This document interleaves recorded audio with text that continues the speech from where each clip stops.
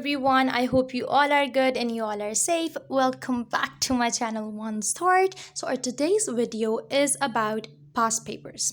अब जिनको नहीं पता कि पास्ट पेपर्स होते क्या हैं, पास्ट पेपर्स उन पेपर्स को कहते हैं जो पहले गुजर चुके होते हैं, मतलब पहले आ चुके होते हैं. फॉर एग्जांपल एक साल गुजरा, उससे पहले साल में आ गए कहीं पे, या फिर जो है वो एक मंथ या किसी मिड्स में या इस तरीके से आ गए, उनको भी हम पास्ट पेपर ही कंसिडर करते हैं. तो जो पेपर पहले आ चुका हुआ है उसको हम पास्ट पेपर कहेंगे.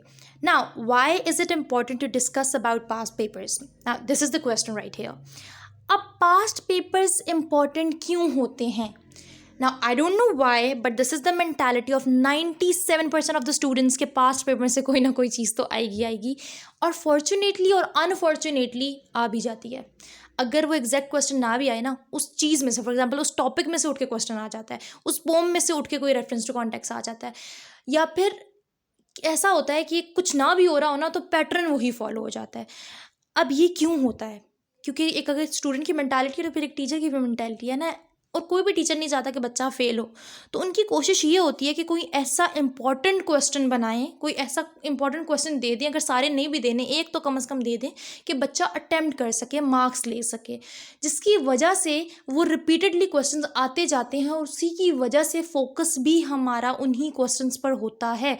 उन क्वेश्चन पर अगर एग्जैक्ट क्वेश्चन ऑफ कोर्स नहीं पता होते, लेकिन उन एग्जैक्ट टॉपिक्स पर ज़रूर होता है ना. This is the mentality of a teacher और अ स्टूडेंट. अब होता क्या है, कुछ लोग तो पास पेपर्स को देखते हैं, लाजमी स्टूडेंट्स तो देखते हैं, ठीक है, लेकिन फंसते कहाँ पे हैं? जब उनको ये कन्फ्यूजन हो जाती है कि इस तरह का क्वेश्चन आ गया फिर क्या करेंगे. तो उसके लिए मैं अब आपको ये पूरी सीरीज़ चलाऊंगी वीडियोस की, जिसमें मैं आपको बताऊंगी कि पास पेपर्स में से अगर कोई क्वेश्चन ऐसा ट्रिकी आ जाता है तो उसको हमने अटेम्प्ट कैसे करना है. हर पास पेपर में से कोई ना कोई क्वेश्चन उठा के हम लोग उसको एनालाइज करेंगे, उसका आंसर देने की कोशिश करेंगे, ताकि अगर आप पास पेपर की भी तैयारी कर रहे हो तो आपको पता हो कि अगर इस तरीके का क्वेश्चन आ गया तो अपने अटैम्प्ट कैसे करना है. I am not giving you the surety कि वही वाला क्वेश्चन आएगा. ऑफ कोर्स हर टीचर ऐसा नहीं होता. कुछ टीचर्स तो मतलब न्यू तो बनाते ही नहीं है ना, वही वाला उठा के दे देते हैं. लेकिन हर टीचर ऑफ कोर्स ऐसा नहीं होता और रिस्क लेने की ज़रूरत भी नहीं होती. लेकिन अगर आपने ये जानना है कि क्वेश्चन को अटेम्प्ट कैसे करना है, आप अच्छे मार्क्स कैसे ले सकते हो, अगर आपको हर चीज़ नहीं भी आती तब भी अगर कोई ऐसा ट्रिकी क्वेश्चन आ जाता है तो उसको कैसे अटेम्प्ट करना है, तो कीप वॉचिंग माई वीडियोज़. और आपको ऐसे ही आगे वीडियोज़ मिलती रहेंगी जिसमें हम पास्ट पेपर्स को किस तरीके से सॉल्व करते हैं वो साथ मिलकर सॉल्व करेंगे, उसके तरीके ईजाद करेंगे. Now coming to the discussion कि अटेम्प्ट कैसे करते हैं ट्रिकी क्वेश्चन को. ना सबसे पहली चीज़ आपके पास क्या आ जाती है, आपने क्वेश्चन को थ्राइस यानी 3 दफ़ा रीड करना है. Now what is the logic behind reading it thrice? Why not twice or why not once? एक दफ़ा क्यों रीड नहीं करना, 2 दफ़ा रीड क्यों नहीं करना, 3 दफ़ा क्यों करना है? अब इसमें भी एक रीज़न है. जब स्टूडेंट के सामने पेपर आता है ना, तो उसका जो सबसे पहले माइंड होता है ना, वो ऑफ कोर्स वो डरा हुआ होता है उस टाइम पे, और उसका जो सबसे पहले माइंड होता है वो क्वेश्चन ढूंढता है, वो वाला क्वेश्चन ना आ गया हो जो मैंने छोड़ा हो, ठीक है, जिसके चक्कर में उसको क्वेश्चन रीड करने का कोई नहीं होता. वो मेन पढ़ रहा होता है कि अच्छा ये आए हैं, ठीक है मैं कर लूँगा. तो पहली दफ़ा पे तो आपने ट्रस्ट ही नहीं करना ना कि आपने क्या पढ़ा है. सेकेंड दफ़ा पढ़ने में क्या होता है कि आप क्वेश्चन रीड तो कर रहे होते हो, उस टाइम पे आप ये रीड कर रहे होते हो कि मैंने पहले किसको अटेम्प्ट करना है, सेकंड किसको अटेम्प्ट करना है.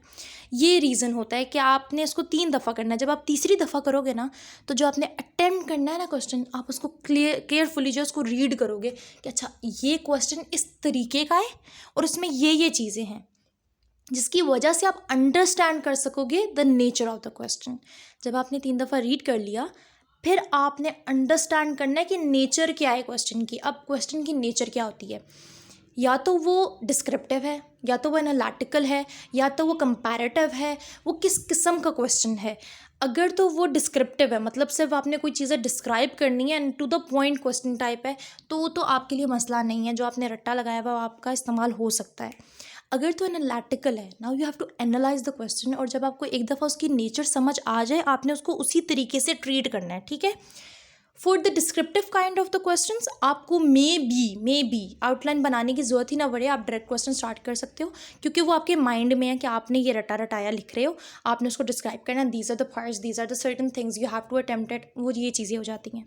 जब कंपैरेटिव आ जाता है तो आपने 2 चीज़ों को किस तरीके से देखना है कि इस चीज़ में क्या डिफरेंस है, उसमें क्या, उसमें ऑफ कोर्स आउटलाइन बनाने की आपको ज़रूरत पड़ेगी। जब एनालिटिकल आ जाता है, that is the most ट्रिकीस्ट part of the question, कि जब एनालिटिकल आ जाएगा तो आपने उसको बिल्कुल अच्छे तरीके से एनालाइज करना है कि मांगा हुआ क्या है, मैंने देना क्या है, उन्होंने मांगा हुआ क्या है, और मैंने इसको अटेम्प्ट कैसे करना है।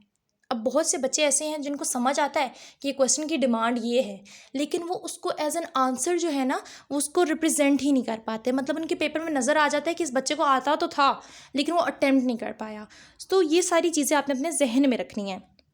नाउ जब आपको उसकी नेचर समझ आ गई, आपने क्वेश्चन को वापस पढ़ना है, फिर से पढ़ा आपने उस क्वेश्चन को, और पढ़ते हुए अब क्या करना है, एक पेंसिल पकड़नी है और हाईलाइट करते जाना है कि अच्छा ये जो पार्ट्स हैं, these are the important parts of the question. ये चीज़ें जो है मैंने अपने जहन में रखनी है। किसी का मीनिंग नहीं आता, उस चीज़ को भी अंडरलाइन कर लें। टीचर अगर बहुत अच्छा है उससे पूछ लें कि इसका मतलब क्या है। नहीं समझ आ रही तो कोई आपकी जो जिन टीचर होती हैं जो आपको पढ़ाने वाली होती हैं, अगर वो आती हैं, वो ऑफ कोर्स आती हैं आपको पेपर चेक करवाने के लिए और रीड कराने के लिए, अगर कोई ऐसी मुश्किल है तो पूछ लें। तो आप उनसे मीनिंग एटलीस्ट पूछ सकते हैं कि आपका पूरा क्वेश्चन जो है उससे ख़राब ना हो। फिर आपने रिक्वायरमेंट देखनी है क्वेश्चन की, वो है क्या क्या, ठीक है, और उसको हाईलाइट कर देना है।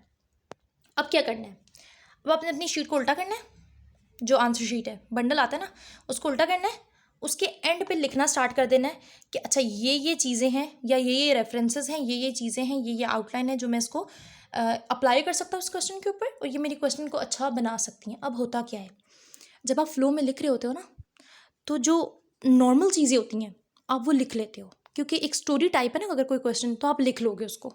जो बीच में रेफरेंसेस डालने होते हैं वो क्वेश्चन लिखते लिखते आंसर अटेम्प्ट करते करते ही भूल जाते हैं। आपने सबसे पहले जो अपने रेफरेंसेस साइड पे कर लेने कि अच्छा मेरी ये रेफरेंसेस हैं जो कहीं ना कहीं तो मैं एडजस्ट कर ही सकता हूँ। फिर क्या करना है, आपने अपने क्वेश्चन को स्ट्रक्चर करना है, एक रफ सी आउटलाइन बना लेनी है।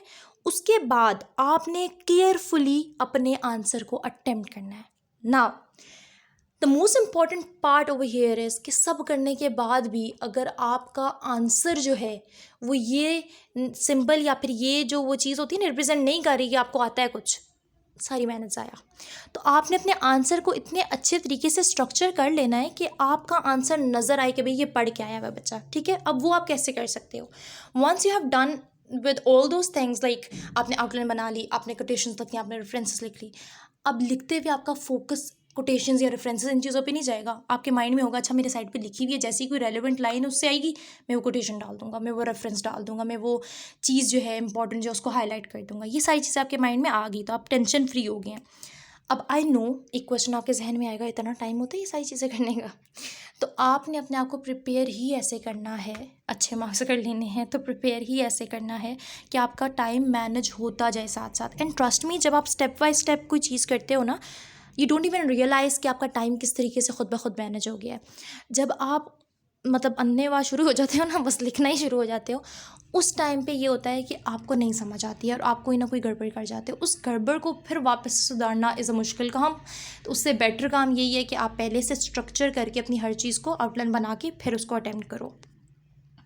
अच्छा जी, फिर once you are done with each and everything, recheck it for any mistakes और रिक्वायरमेंट्स अनटर्न्ड। कोई रिक्वायरमेंट रहेगी, कुछ रह गया, आपने अब क्या करना है, वो पेंसिल से जो हाईलाइट किया ना उसको टिक करते जाओ, अच्छा मैंने ये चीज़ कवर कर दी, ये भी कर दी, ये भी कर दिया, ये भी कर दिया। आपने परेशान नहीं होना, मेरे पास एक जो एग्जाम्पल है एक क्वेश्चन की, वो मैं आपको ख़ुद अटेम्प्ट करके भी दिखाऊंगी ताकि आप लोगों को समझ आ जाए कि एक्चुअल में इन स्टेप्स को जो है वो इवैल्यूएट किस तरीके से करना है, उनको किस तरीके से जो है ना वो क्या कहते होते हैं, वो क्या कहते हैं उसको, अमली जामा किस तरीके से पहनाना है, ठीक है, कि उसको आपने किस तरीके से इम्प्लीमेंटेशन उसकी किस तरीके से होगी, वो हम आपको इसी के बाद में, इसी स्लाइड के बाद बताऊंगी कि किस तरीके से आपने क्वेश्चन को इवैल्यूएट करना है, किस तरीके से आपने इम्प्लीमेंट करने हैं ये सारे के सारे स्टेप्स, और किस तरीके से आप आंसर कर सकते हो।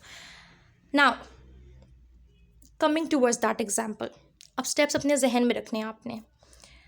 इसमें अब क्या हुआ कि ये वाला जो पास्ट पेपर एक पाकिस्तानी लिटरेचर का है, उसमें से एक ये सेकंड क्वेश्चन जो है इसको आज हम अटेम्प्ट करेंगे, जिसमें लिखा हुआ है unlike the modernist fiction which explores the themes of alienation, transformation, consumption and relativity, English fiction by Pakistani writers highlight the themes of economic disparity, women emancipation, patriarchy and class struggles, discussed with a reference to the stories that you have studied.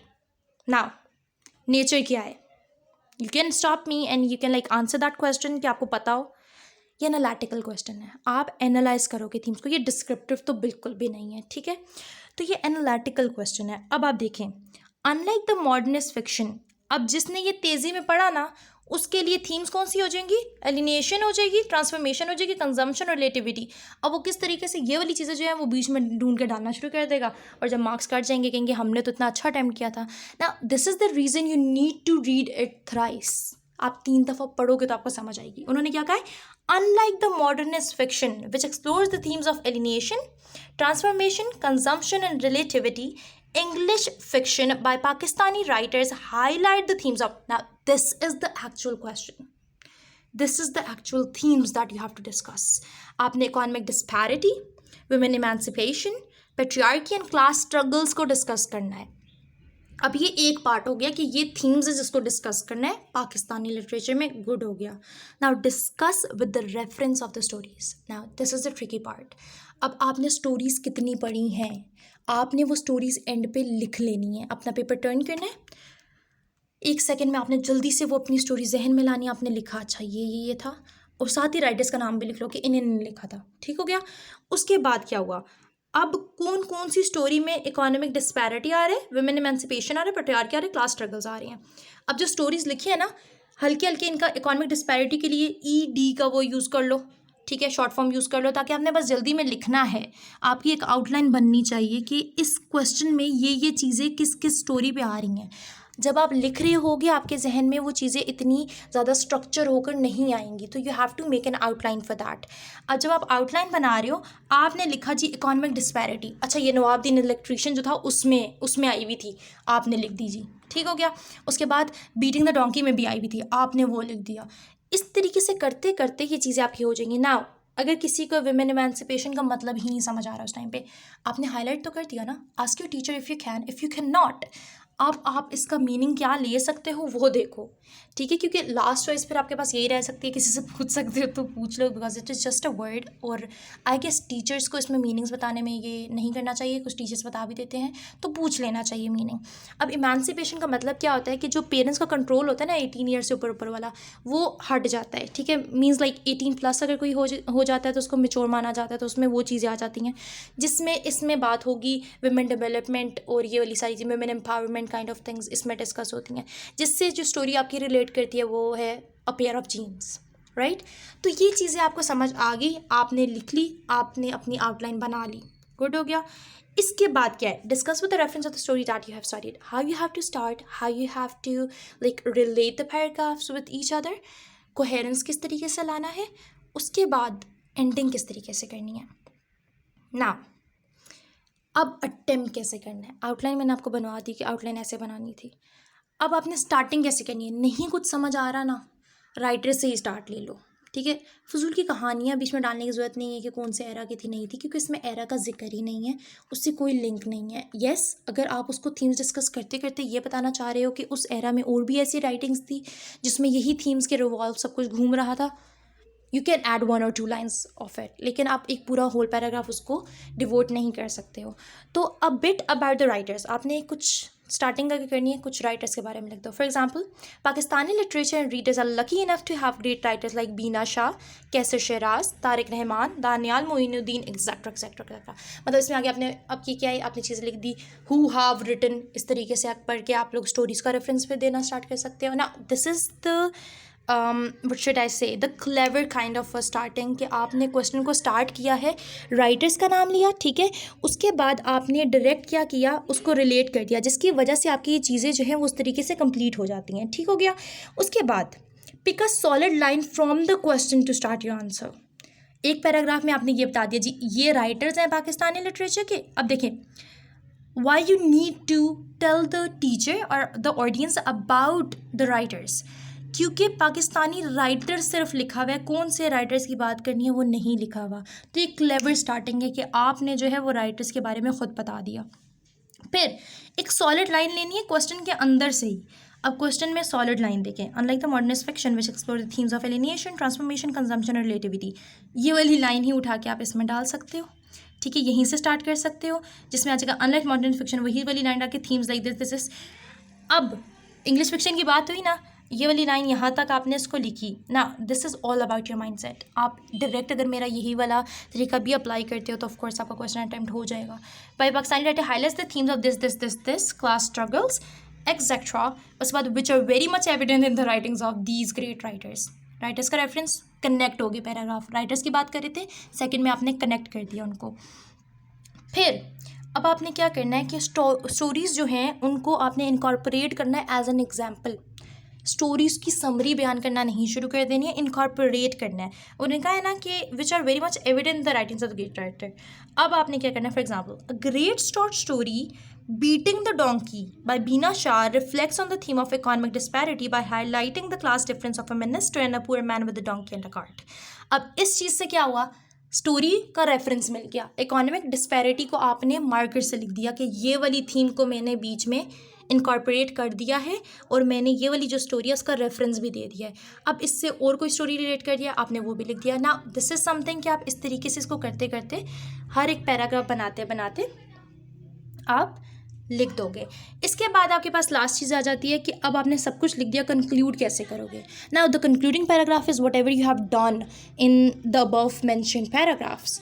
तो आपने क्या करना है, to sum of the great writers of Pakistani literature covers a broad spectrum of themes experience by real people in real life other than the theme discussed. Now ये एक ऐसा point है जो एक इस किस्म का आप कह सकते हो इम्प्रेशन दे देता है टीचर को कि इन थीम्स के अलावा भी उसको थीम्स आती हैं।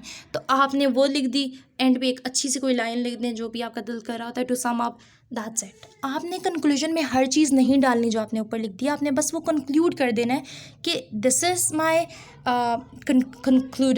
कंक्लूडिंग पैराग्राफ, जिसमें आप वो चीज़ डाल रहे हो कि अच्छा ये चीज़ें हैं जो इंपॉर्टेंट है, these are the things which I have discussed earlier as well, और यही वाली चीज़ें जो इंपॉर्टेंट थी ना, दैट्स इट। ये करने के बाद योर क्वेश्चन इज एंडेड। आपने कुछ ऐसा, अगर आपने क्वेश्चन कर लिया ना, उसके बीच में कुछ याद आ रहा है, वापस एरोज़ बना के डालने की ज़रूरत नहीं है। वो एक बहुत गलत इंप्रेशन दे देता है कि आप जब क्वेश्चन अटैम्प्ट कर रहे थे तो आपको शायद आता नहीं था या क्या। जो कर लिया अब कर लिया उसके बाद आपके पास टाइम है तो रीड इट वंस, अगर नहीं है तो सारा पेपर अटेम्प्ट करने के बाद रीड इट वंस। और वो रीडिंग जो आपकी होगी वो सिर्फ ग्रामर स्पेलिंग्स के लिए होगी, कोई लाइन ऐड करने के लिए नहीं होगी। आई नो जब आपने याद किया होता है तो आपको बहुत ज़्यादा नॉलेज आ रही होती है और आपकी कोशिश होती है ये लाइन भी मुझे आती है, ये भी डाल दूँ, ये भी जो है कहीं ना कहीं इनकॉर्पोरेट कर दूँ, जिसकी वजह से पेपर बहुत मेसी हो जाता है और टीचर्स का पढ़ने का दिल ही नहीं करता है। तो आपने ये भी इंप्रेशन नहीं देना। I hope with these tips and tricks आप अपना पेपर अच्छे तरीके से अटेम्प्ट कर सकोगे और आइंदा कोई पास पेपर ऐसा आएगा तो आप परेशान भी नहीं होगे। सो that is it for today's video. I hope you have liked it and do not forget to subscribe my channel. Keep watching for the next ones. Allah Hafiz.